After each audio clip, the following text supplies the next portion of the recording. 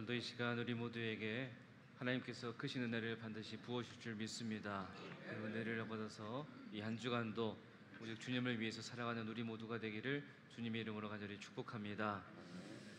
여러분, 오늘날 우리가 살아가는 이 시대를 보면은요, 많은 특징들이 있는데 대표적으로 이제 이 시대를 대표하는 대표적인 특징 중에 하나가 뭐냐면 속도입니다. 속도. 다른 말로 바꾸면 이제 빠른 것, 스피드, 빠른 속도. 그래서 빠른 걸 원하는 사람들이 이 시대에 너무 많다 보니까 오늘날 살아가는 많은 사람들이 어떤 병에 걸려 있냐면 이제 조급병에 걸려 있어요. 조급증에. 막 조급한 거예요. 빨리빨리 해야 되니까. 특히 우리나라 사람들은 너무나 이 빨리빨리 병에 많이 걸려 있잖아요. 뭘 하든 다 빨리빨리 해야 됩니다. 예를 들면 요 주변에요, 어떤 중국집이 있습니다.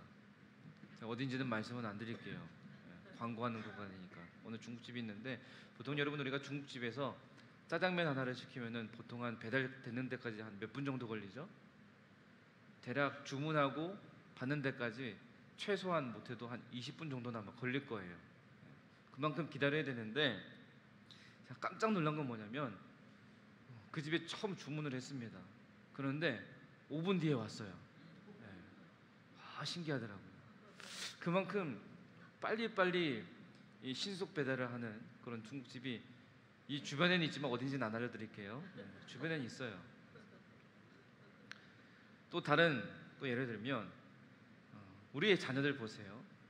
자녀들이요, 한 해 한 해 커가면서요, 그 나이에 맞게 받아야 되는 교육들이 있습니다. 순서에 따라서 받는 교육들이 있는데, 그런데 우리 어린 자녀들 보면은 뭘 많이 하죠? 조기 교육을 많이 합니다. 선행 학습을 많이 해요.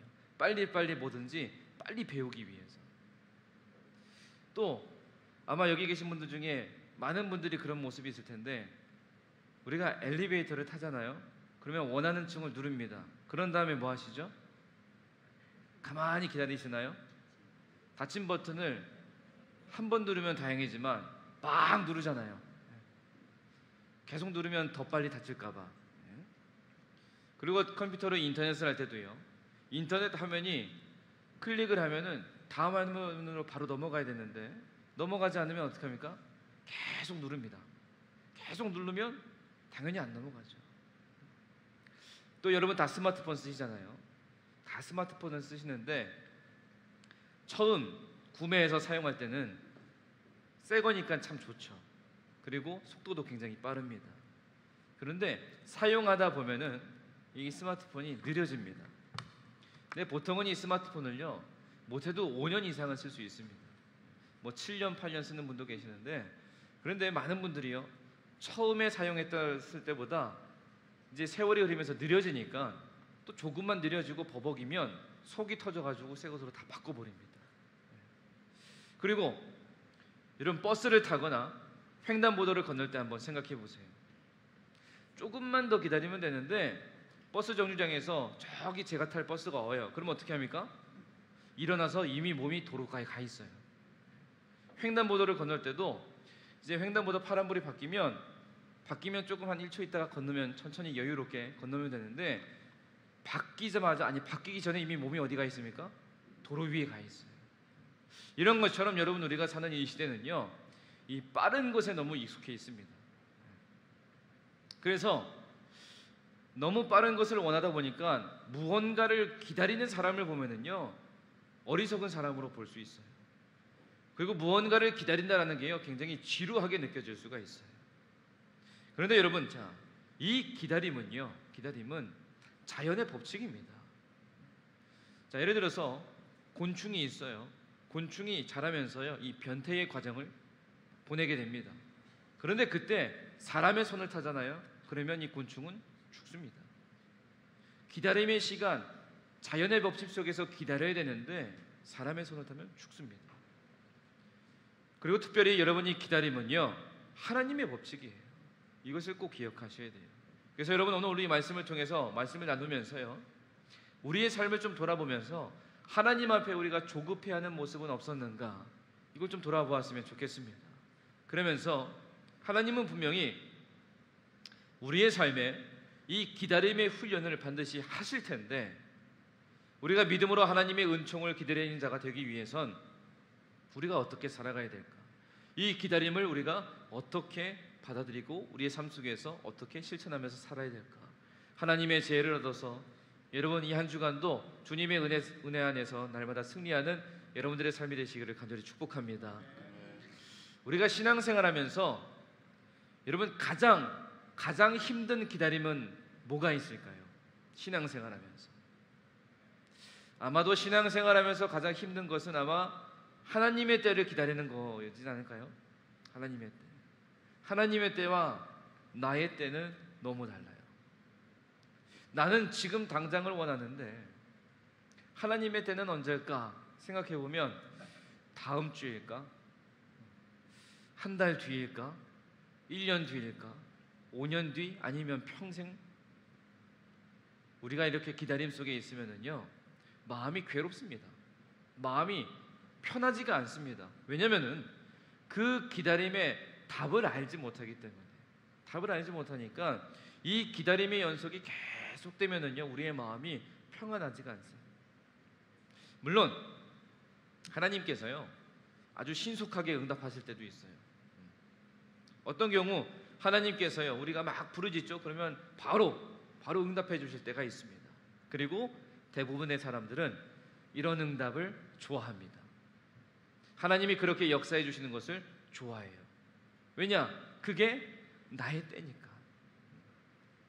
네, 여러분 우리의 인생에서 그리고 어느 누구의 인생에서든지 하나님께서 늘 항상 언제나 그렇게 역사하시는 법이 있어요? 없어요? 없어요.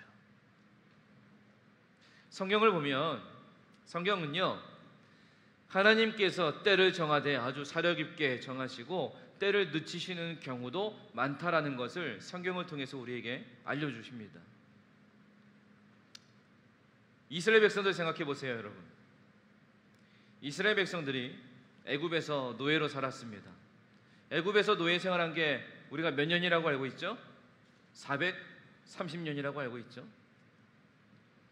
다시 말하면 이스라엘 백성들이 애굽에서 노예 생활하면서 430년을 기다린 거예요. 여러분 하나님은요 능력이 넘치시는 분입니다. 아주 강하시고 위대하시고 전능하신 분이세요. 그래서 하나님은 430년이 아니라 431일 만에 그들을 구원해 주실 수 있는 능력이 분명히 있습니다. 430일이 뭐예요? 430시간 아니 430초 만에 그들을 구원하실 수 있어요. 그런데 그들의 구원의 날이 언제였습니까? 430년이 끝나는 그 해의 마지막 날 365일째 되는 날, 그날이 구원의 날이었어요. 이스라엘 백성들은요 이렇게 기다렸습니다. 그리고 하나님은 왜 그렇게 오래 기다리셨을까? 왜 오래 기다리셨을까?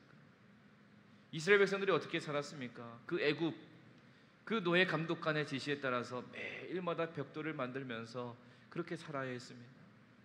그렇게 살아야 했던 누군가에게는요 그 긴 시간이 영원처럼 끝나지 않을 것 같은 긴 세월이었을 거예요. 분명히 하나님의 능력으로 이 430년 가운데 아무 때라도 이스라엘 백성들을 애굽에서 데리고 나오실 수 있었는데 왜 그렇게 오래 기다렸을까? 이해가 잘 안 될 때도 있어요. 모르긴 몰라도 이스라엘 백성들 중에 구원을 바라면서 기도하면서도요 너무 오랜 동안 긴 세월 동안 하나님의 응답이 없으니까 하나님이 응답하시지 않겠구나라는 생각을 하면서 포기한 사람도 분명히 있었을 거예요. 그래서 여러분 이 하나님의 때라는 것은요 가끔 이렇게 우리를 당황스럽게 만들어요. 그리고 이스라엘 백성들에게도 이 하나님의 때라는 것은 수수께끼였어요. 요셉도 마찬가지입니다. 요셉은요 형제들 손에 종으로 팔렸어요. 그래서 노예로 팔려갔습니다, 애굽으로. 그래서 보디발의 집에서 이제 종으로 살면서 열심히 일했습니다. 그런데 보디발의 아내에게 거짓 고소를 당해서 요셉은 감옥에 갇히는 신세가 되었어요. 이런 요셉의 삶을 묵상하다 보면은요 요셉이 아무 죄가 없었잖아요. 아무 잘못을 안 저질렀거든요. 아무 죄가 없는 요셉이 구덩이와 감옥에 갇혀 지내면서 하나님께서 요셉의 누명을 벗겨주실 그 기다리는 그 세월이 얼마나 될까, 이걸 헤아려 보는 거예요. 여러분, 우리는요 성경을 읽으면 요셉이 이렇게 됐지, 이렇게 됐지, 이렇게 됐구나, 이렇게 읽으면서 넘어가지만 그 세월을 한번 헤아려 보는 겁니다. 그 세월이 얼마나 되느냐? 13년이에요. 13년. 여러분, 어쩌면 우리도 이 기다림의 고통을 느끼고 있을지 모릅니다. 긴 세월 동안, 아주 긴 세월 동안 하나님의 응답의 그 기다림의 고통 속에 있을지도 몰라요. 젊은 청년들은 평생 함께할 짝이 나타나기를 기다리는 그 기다림의 고통이 될 수도 있고, 또 취업을 기다리면서 취업의 기다림이 고통이 될 수도 있습니다. 또 어떤 분들에게는 남편이, 아내가 죄에서 돌이켜서 교회로 다시 돌아오기를 기다리는 기다림의 고통이 될 수도 있어요. 또 어떤 분에게는 건강이 회복되기를, 치유받기를, 온전케 되기를, 사함받기를 바라는 그 기다림의 고통이 될 수도 있습니다. 그러면서 우리 모두의 마음에요, 우리를 사랑하신다면서 왜 이렇게 고통 속에 오래 기다리게 하시는 것인지 이해가 되지 않아서 하나님한테 막 소리 지르고 싶은 그러한 심정으로 가득 찰 수도 있어요. 사람들은 이런 상황에 처해지면은 여러 가지 방식으로 그 기다림에 대처하면서 살아가게 됩니다. 성경의 인물들도 마찬가지예요. 그 인물들을 보면서 그 기다림에 어떻게 대처했는지 우리가 한번 살펴보려고 합니다. 그러면서 우리도 여러분, 우리의 삶의 신앙생활에 기다림의 고통을 우리가 어떻게 대처하면서 승리해야 될까, 이걸 여러분 한번 생각해 봤으면 좋겠는데, 첫 번째로 살펴볼 인물이 누구냐? 사라입니다. 사라가 누구죠? 아브라함의 아내예요. 아브라함의 아내. 여러분, 사라는요 기다리면서 지쳐서 포기했습니다. 자, 하나님께서 아브라함에게 약속을 주셨습니다. 무슨 약속을 주셨어요? 아들을 주겠다, 자식을 주겠다, 분명하게 약속하셨어요. 나이가 들어가지고 연로한 아브라함에게 주겠다 약속하셨어요. 이 약속을 들은 아브라함이 놀랐을까요? 안 놀랐을까요? 놀랐죠. 그럼 놀랐습니다. 그러면 누구한테 제일 먼저 전했을까요? 그 아내에게 전하지 않았을까요? 그 아내가 누구예요? 사라입니다. 그 약속의 말씀을 들은 사라도요 연로했어요. 나이가 많았습니다. 그런데 사라도 하나님이 약속해 주셨으니까 믿었을 거예요. 왜냐? 놀라운 능력이니까. 늙고 지친 그 몸에 아기를 품을 수 있는 능력을 허락해 주시겠다? 너무 기쁘잖아요. 그동안 자녀가 없어서 온갖 수치를 다 받으면서 살았습니다. 그런데 그 수치가 다 사라지고 기쁨이 찾아온다. 얼마나 기대했겠어요. 그 기대하는 마음을 가지고 하나님의 약속을 분명히 믿고 기다렸을 겁니다. 그러면서 한 해 한 해 여러 해가 지나고 처음 가졌던 그 기대, 꿈으로 가득 찼던 수많은 밤들이 지나 사라의 몸 안에서 움직이는 일이 벌어지지가 않아요. 그리고 그 기다림의 고통은 아마 감당하기가 힘들었을 거예요. 그러면서도 사라가 아마 이런 생각했을 것 같아요.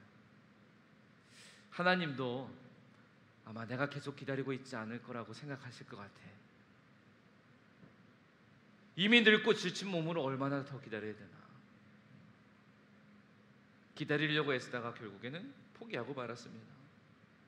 하나님께서 말씀하신 방식대로 아기를 주시지 못한다면 그러면 내 힘으로 해야지, 내 힘으로 아기를 얻을 수밖에 없구나 생각하고 자기 방식대로 그 일을 기다림의 결론을 지어버려요. 지쳐 포기했고 그토록 간절히 원하는 것을 얻기 위해서 나름대로 계획을 잘 구성합니다. 분명 하나님이 약속하셨기 때문에 믿고 기다렸어야 되는데, 그런데 자기 방식대로 하나님 앞에 어리석음을 범한 사라, 그 사라를 보면서요 우리는 실패했다 이렇게 얘기할 수 있습니다. 하나님의 약속을 믿고 기다렸어야 되는데 포기했네, 실패했네 이렇게 얘기할 수 있어요. 그런데 하나님은요 그 사라를 용서하셨습니다. 히브리서 11장 11절 말씀을 세 번역으로 보면, 믿음으로 사라는 나이가 지나서 수태할 수 없는 몸이었는데도 임신할 능력을 얻었습니다. 그가 약속하신 분을 신실하신 분으로 생각했기 때문입니다. 이렇게 기록합니다. 하나님이 그 어리석음을 범한 사라를 용서하셨기 때문에 사라에 대해서 성경은 이렇게 기록할 수 있는 겁니다. 여러분, 우리 모두도 마찬가지예요. 우리도요 신앙과 불신앙이 뒤섞인 존재입니다. 그게 우리예요. 그러나 여러분, 우리 모두는 무엇을 기억해야 되느냐? 하나님의 그 시간, 하나님의 때, 하나님의 계획, 그 하나님의 시간표 앞에 내 모든 것을 내려놓을 수 있는 믿음을 끝까지 지켜야 된다는 거예요. 끝까지 포기하지 않아야 된다는 겁니다. 왜냐? 하나님이 약속하셨으니까요. 그 약속을 믿고 끝까지 포기하지 않고 믿음으로 살아가는 우리 모두가 되기를 간절히 소망합니다. 약속하신 그 하나님께 우리의 시선을 고정시키면서 하나님의 시간표에 순복할 수 있는 우리 모두가 되고, 또한 여러분, 우리를 가장 잘 아시는 분이 누구예요? 하나님이시잖아요. 우리를 누구보다도 사랑하시는 분이 누굽니까? 하나님이시잖아요. 그 하나님을 믿고 기다림에 그 축복의 열매를 얻으면서 날마다 승리하는 우리 모두가 되기를 주님의 이름으로 간절히 축복합니다. 두 번째로 살펴본 인물은 누구냐? 베드로입니다. 베드로. 사라가, 첫 번째로 살펴본 사라가요, 하나님의 계획에 자신의 방식대로 마음대로 끼어들었다면, 베드로는요, 예수님의 그 길, 예수님께서 나아가시는 그 길에 마음대로 끼어들었습니다. 여러분, 우리가 베드로에 대해서 어떻게 알고 있습니까? 베드로의 기질이 어때요? 베드로의 성질이 어떻습니까? 다혈질이다, 이렇게 알고 있잖아요. 이걸 바꾸어 말하면 열정적인 사람이다, 이렇게 바꾸어 말할 수 있겠죠? 또 다시 바꾸어 말하면 충동적인 사람이다, 이렇게도 말할 수 있습니다. 근데 따지고 보면은요, 이러한 기질이 우리 모두에게도 분명히 있어요. 이러한 베드로가요, 예수님께 칭찬을 듣습니다. 무슨 일 때문에 예수님께 칭찬을 듣죠?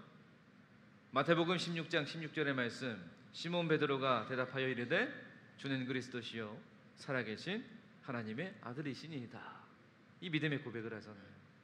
이 믿음의 고백을 통해서 예수님이 무슨 칭찬하시느냐? 복이 있다, 이렇게 칭찬하세요. 복이 있다.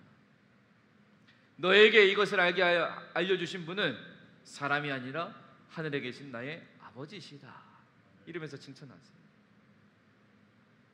그런데요, 이 칭찬을 들은 그 말씀, 이 9절, 바로 6절 뒤에 보면은요, 예수님께서요 험악한 말로 베드로를 혼내세요. 마태복음 16장 23절의 말씀에 보면, 사탄아 내 뒤로 물러가라, 너는 나를 넘어지게 하는 자로다. 내가 하나님의 일을 생각하지 아니하고 도리어 사람의 일을 생각하는도다. 예수님이 이렇게 베드로를 혼내시는 거예요. 도대체 무슨 일이 있었기에? 조금 전까지 분명히 베드로를 칭찬하셨는데 갑자기 바뀌셔가지고 왜 베드로를 이렇게 혼내시는가? 예수님께서 이제 예루살렘으로 들어가신다 말씀하십니다. 그리고 그 예루살렘에서 고난을 받고 죽임을 당하고 또 사흘 후에 죽은 자 가운데서 살아나실 것이라고 제자들에게 가르치셨어요. 한마디로 예수님은 기다림과 그 고난의 시간이 다가오고 있음을 가까이 있는 사람들에게 알려주셨어요. 그때 베드로가 어떻게 했습니까? 마태복음 16장 22절 말씀 세 번역으로 보면, 이에 베드로가 예수를 따로 붙들고 주님 안 됩니다, 절대로 이런 일이 주님께 일어나서는 안 됩니다 하고 말하면서 예수께 대들었다, 이렇게 표현합니다. 지금 베드로가 누구한테 대들었어요? 예수님한테 대들었어요. 예수님이 누구예요? 하나님의 아들이잖아요. 베드로는요 지금요 예수님이 말씀하신 그 계획, 예수님이 발표한 그 계획이 자기 마음에 들지 않았습니다. 그래서 큰 소리로 막 반대를 선언하는 거예요. 그러면 안 됩니다. 그래서 예수님이 죽으시는 거 하나님께서 계획하신 건데, 하나님의 그 계획이 실행되는 것을요 원하지 않는 거예요. 자기 마음에 들지 않는 겁니다. 다시 말하면 베드로가요 지금 무엇을 하느냐? 하나님의 그 계획에, 하나님이 예배하신, 하나님께서 정하신 그 길에 자기 마음대로 끼어드는 거예요. 베드로는 하나님의 계획 앞에 엎드리기를 거부했습니다. 하나님의 아들이신 예수님께서 화내시는 것을요 보는 게 참 드문데 지금 베드로에게 화내고 계시는 거예요. 사라와 베드로의 모습을 보면서 여러분 우리의 모습을 보게 됩니다. 우리가 하나님께 기도하면 하나님 우리에게 약속의 말씀을 주세요. 그리고 그 약속을 이루실 하나님의 능력을 우리가 기다리지 못하고요 내 방식대로 많은 방법들을 찾으면서 이루려고 하는 모습들이 얼마나 우리에게 많이 있어요. 우리가 왜 기다리지 못하고 내 방식대로 해결하려고 하는지 여러분 우리의 모습을요 스스로 잘 살펴봐야 됩니다. 베드로의 경우에는요 예수님께서 죽임을 당한다 이렇게 말씀하셨을 때 그 말에 집중됐어요. 그 말이 마음에 딱 꽂혔습니다.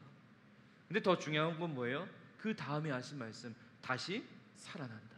이게 더 중요한데, 죽임을 당한다 이 말이 마음에 꽂히니까 다른 건 들리지 않는 거예요. 다른 거는 놓쳤습니다. 제자들은 예수님의 부활을 기대하지 않았습니다. 그래서 만약에 이때 베드로가 예수님, 부활이라는 것이 무슨 뜻입니까? 좀 알려주세요. 아마 이렇게 물었다면 아마 그 상황이 다른 모습으로 바뀌지 않았을까요? 우리도 마찬가지예요. 우리도요 살면서 우리가 이해할 수 없는 상황에 처할 때가 있습니다. 그럴 때에 여러분 우리가 제일 먼저 나오는 모습이 뭐예요? 하나님 왜 그러세요? 이거예요. 하나님 왜 나한테? 이 모습입니다. 근데 그럴 때마다 우리가 잠깐 멈춰서서 우리가 하나님께 이렇게 묻는 거예요. 하나님, 저를 사랑하여 주셔서 약속을 분명히 주셨는데 왜 이런 상황이 벌어집니까? 하나님, 이 상황 가운데 하나님께서 나를 향하신 하나님의 뜻, 그 목적이 무엇입니까? 아마 이렇게 묻는다면 하나님의 계획에 내 방식대로 끼어드는 일은 절대로 일어나지 않겠죠. 베드로는요 예수님은 그리스도이십니다라고 선언한 제자였습니다. 그런데 하나님의 길에 끼어들기도 한 거예요. 여러분 베드로처럼요 우리도 하나님의 때를 기다리지 못할 경우가 많이 있습니다. 다시 말하면 우리도 하나님의 길에, 하나님께서 계획하신 그 길에 내 마음대로 끼어들어서 바꾸고 싶은 마음들이 있어요. 그러나 우리가 하나님의 시선으로 우리의 삶을 바라보면서 그 기다림 속에 임하실 하나님의 놀라우신 능력을 믿고 나아가는 우리 모든 하나님의 자녀들 되시기를 주님의 이름으로 간절히 축복합니다. 마지막으로 우리가 살펴볼 인물은 누구냐면 다윗입니다. 다윗은요 하나님이 참 좋아하는 사람이었어요. 하나님 마음에 합한 사람이었습니다. 근데 다윗도요 사라와 베드로처럼 약점도 있었고요 강점도 있었습니다.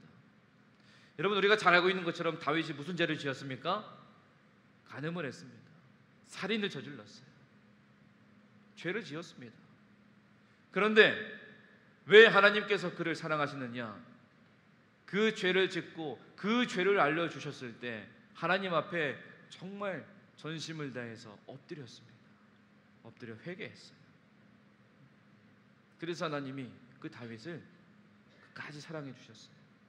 이러한 다윗에게 우리가 배울 세 가지 부분이 있습니다. 첫 번째는 뭐냐? 강하고 담대하게 기다리는 거예요.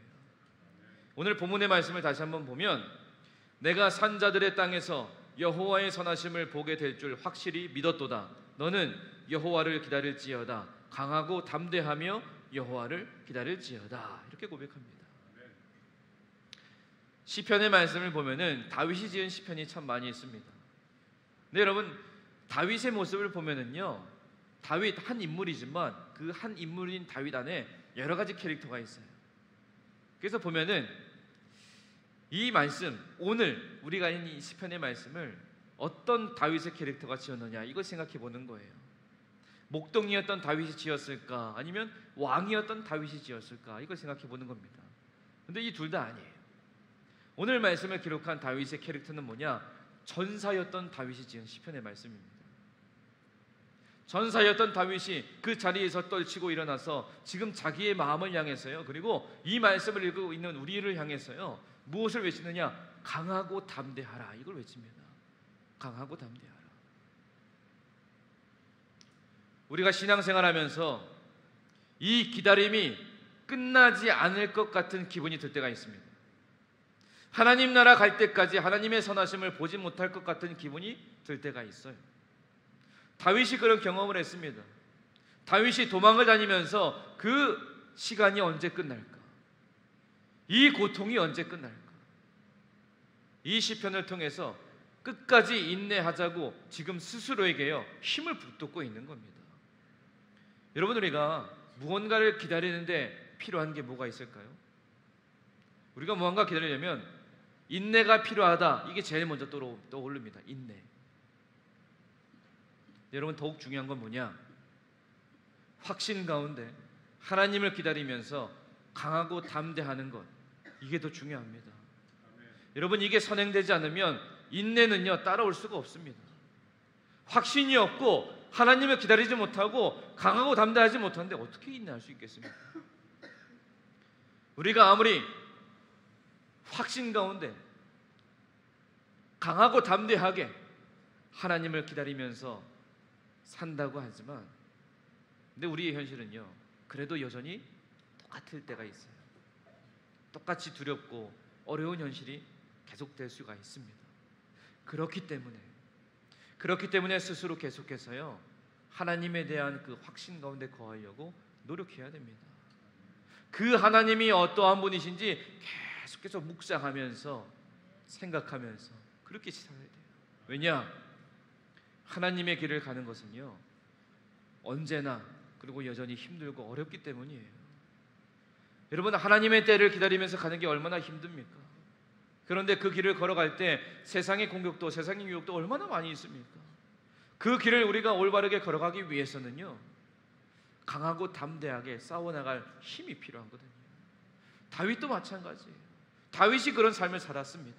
도무지 그 모든 지혜를 도무지 바뀌지 않는 그 상황 속에서요 강하고 담대하게 스스로를 계속 붙들면서 그 자리에 계속 임하려고 노력하면서, 그래서 그 모든 지혜를 깨달았기 때문에 자기 스스로에게 강하고 담대하라 이렇게 외치고 우리에게 지금 전하고 있는 거예요. 여러분, 이게 다윗이 하나님을 섬기는 자로서 하나님에 대한 신뢰와 확신을 가지고 지금 오늘을 살아가는 다윗의 태도였습니다. 우리 모두도 하나님을 기다리면서 하나님의 때를 기다리면서 오늘을, 지금 이 순간을 강하고 담대하게 살아가며 하나님의 역사를 기다리는 우리 모두의 삶이 되기를 주님의 이름으로 간절히 축복합니다. 두 번째로 배울 수 있는 부분은 뭐냐? 소망 중에 기다리는 것을 우리가 배울 수 있습니다.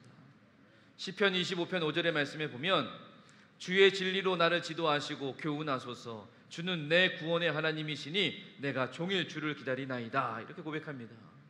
다윗이 주님을 어떻게 기다린다고요? 종일 주님을 기다립니다, 이렇게 고백해요. 근데 종일 기다리면서요 그냥 막연하게 기다리는 게 아닙니다.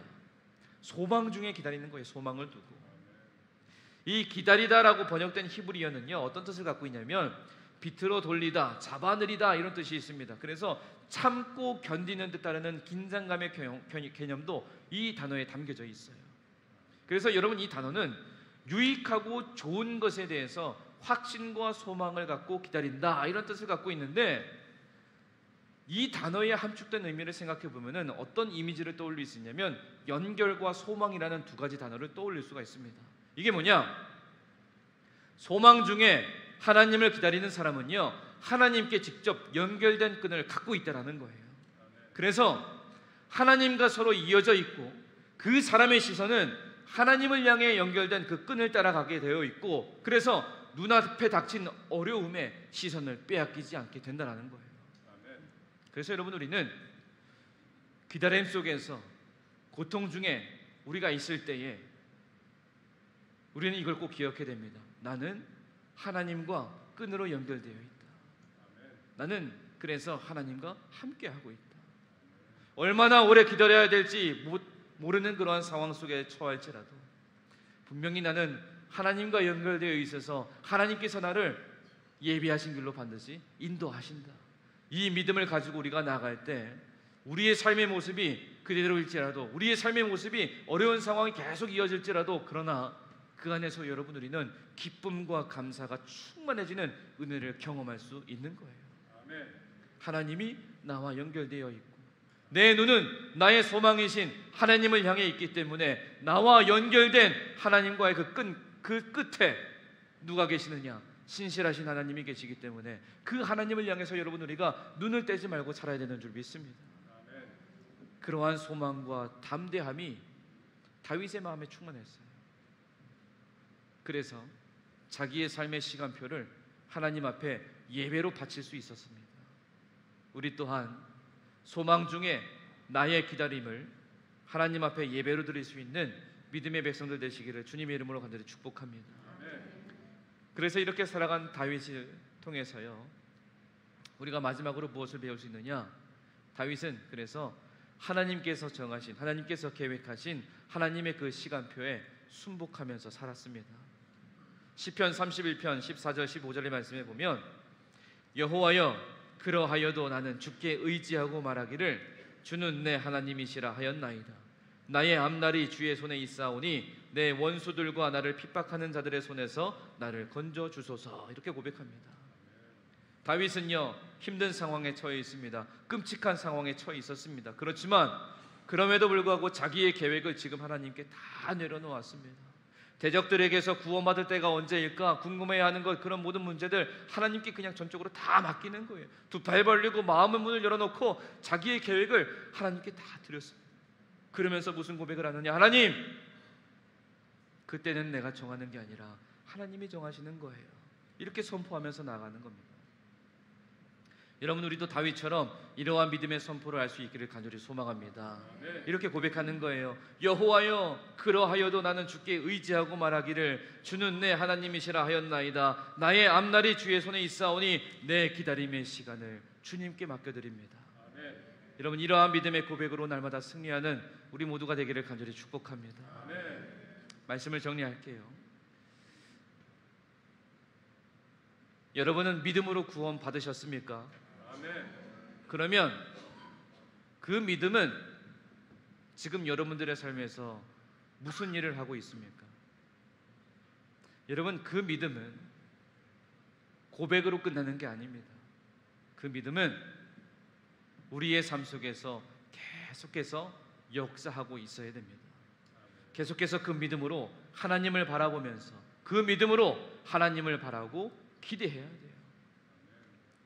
여러분, 이 믿음으로 여러분들의 삶 속에서 하나님의 선하심을, 하나님의 전능하심을 날마다 체험하는 은혜를 누리며 살아가시기를 간절히 축복합니다. 그 믿음 안에 하나님을 향한 신뢰와 확신으로 어떤 기다림을 하나님이 주실지라도 하나님의 때를 기다리면서 나의 기다림을 하나님께 드리며 하나님을 예배하는 예배자로 살아가는 우리 모두가 되기를 간절히 소망합니다. 기다림이 길어지면 그 고통이 우리에게 임해서요, 포기하고 싶습니다. 그러나 우리가 반드시 기억할 것은 그 기다림의 시간 속에서도 하나님은 여전히 나를 위해서 일하고 계신다라는 사실입니다. 결코 낙심하지 마시고 인내하면서 모든 것을 합력하여 선을 이루시는 하나님의 사랑을 기대하고 기다리며 기도함으로 승리하는 우리 모두의 삶이 되기를 주님의 이름으로 간절히 축원합니다.